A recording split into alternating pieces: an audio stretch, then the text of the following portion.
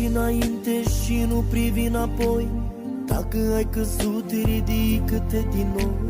Nu renunța, nu te lăsa, biruința este doar în mâna sa.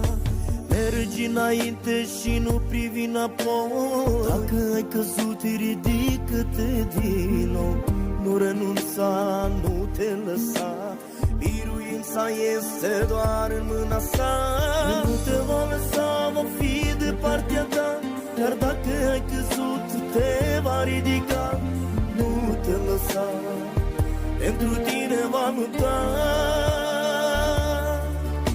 El nu te va lăsa, va fi de partea ta. Chiar dacă ai căzut, te va ridica.